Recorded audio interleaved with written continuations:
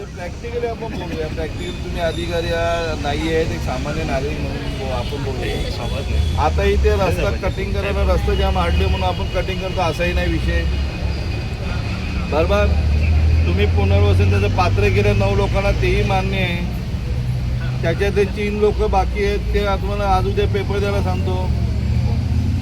आता तुम्ही कोणीतरी मला सांगितलं बिल ऐका ना, बिल्डिंगचा बाबा प्लंबिंग आणि काहीतरी बाकी आहे, तो 1.5 महिन्यात होईल. ठीक आहे, तेही मला मान्य, तेही मला माहीत. मग जर तुमचं 2 महिन्यात होत असेल तर 2 महिने आपल्या कुठेतरी घरं द्या तुम्ही, तो रेडी असेल तिथे.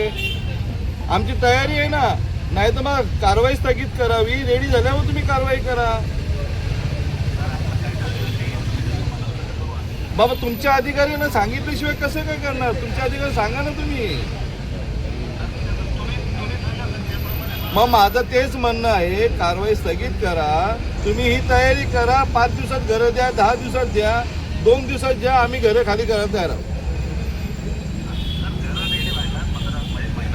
ठीक आहे, मग महिना 1.5 महिना थांबू ना आपण. एवढी कुठे घाई आहे की आपल्याला ब्रिजचं काम थांबले, आपल्याला रोड थांबलेला आहे, वाहतूक प्रचंड होते त्याच्यामुळे असं काहीच नाही. मी प्रॅक्टिकलीच बोलतो ना, तेच तर सांगतो तुम्हाला.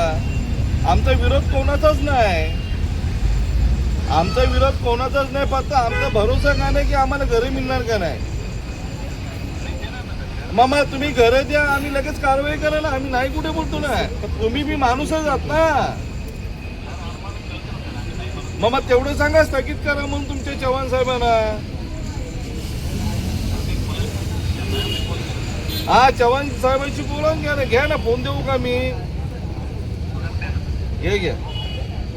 घ्या थोडा पुढे जाऊन बोला. चला.